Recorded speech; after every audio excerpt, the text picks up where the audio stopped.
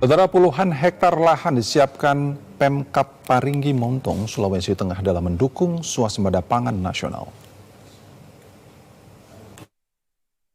Komitmen pihak pemerintah daerah dalam mendukung swasembada pangan nasional pada komoditas jagung saat ini, diantaranya mewujudkan dalam penyediaan bibit hingga puluhan hektar lahan tanam yang dibutuhkan. Dengan komitmen penyiapan lahan disebut turut mendapat dukungan langsung melalui Kementerian Pertanian ke seluruh daerah di Indonesia, termasuk Kabupaten Parigi Motong, 2 hektar lahan tanam di setiap desa.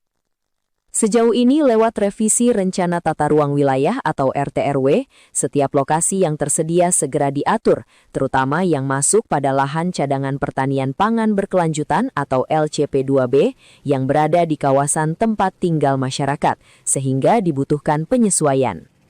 Sesuatunya akan diupayakan oleh dinas, ya.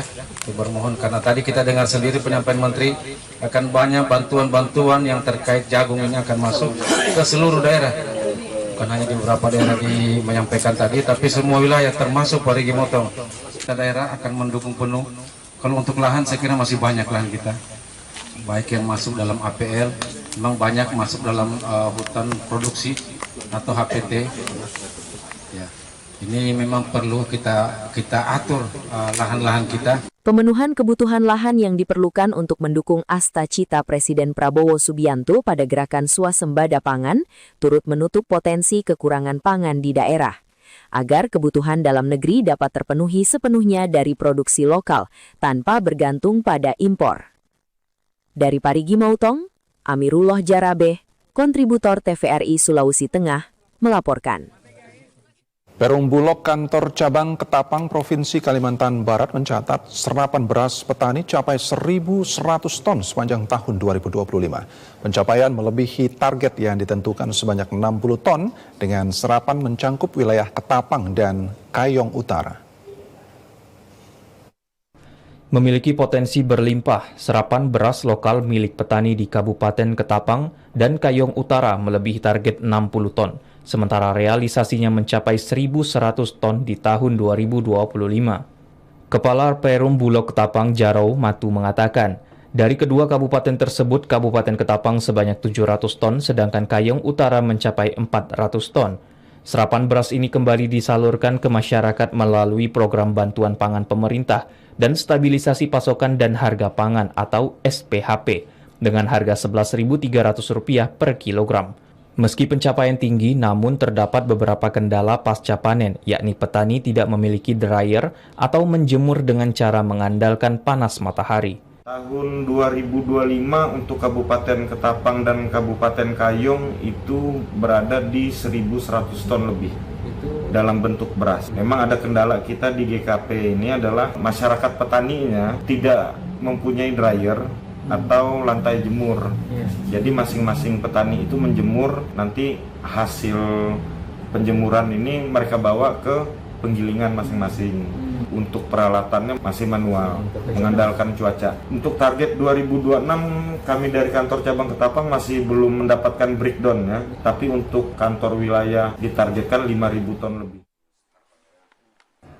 Kepala Perum Bulog Ketapang Jarou Matu menambahkan, berdasarkan kebijakan pangan nasional di tahun 2025 tidak melakukan beras impor, bahkan pemerintah menargetkan Indonesia mencapai swasembada pangan hingga mampu menembus pasar ekspor. Dari Kabupaten Ketapang, Gusnadi melaporkan. Saudara, upaya Desa Purwanegara, Kabupaten Banjarnegara dalam mengelola sumber daya ekonomi desa terus ditingkatkan melalui pembangunan Koperasi Merah Putih. Koperasi ini diharapkan menjadi pusat aktivitas ekonomi dan distribusi hasil produksi masyarakat desa.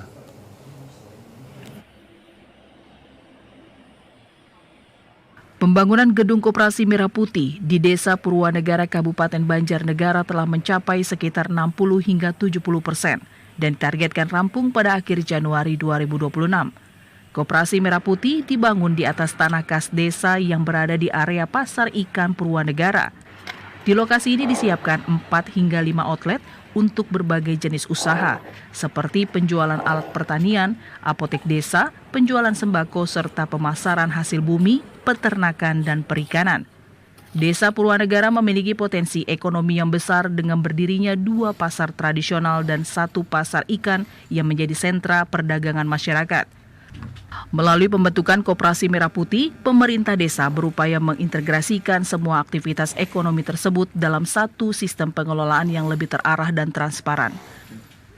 Untuk mendukung hal itu, pemerintah desa akan menyusun peraturan desa yang mengatur agar setiap supplier dan mitra dagang yang masuk ke wilayah desa wajib melalui Koperasi Merah Putih. Menempatkan Koperasi Merah Putih di lokasi strategis di tanah kas desa di Pasar Ikan Purwanegara di halaman, yang nanti ada 4 outlet atau 5 outlet yang sudah dibuat itu nanti untuk salah satu untuk penjualan alat-alat pertanian, termasuk apotik, termasuk nantinya ada untuk sembako, dan nanti untuk hasil bumi maupun hasil peternakan perikanan yang ada di wilayah Purwanegara untuk kita buka selama 24 jam di lokasi tersebut. Dengan pengelolaan sumber daya yang terpadu serta standarisasi harga yang disepakati bersama, Koperasi Merah Putih diharapkan menjadi tulang punggung kemandirian ekonomi desa Purwanegara.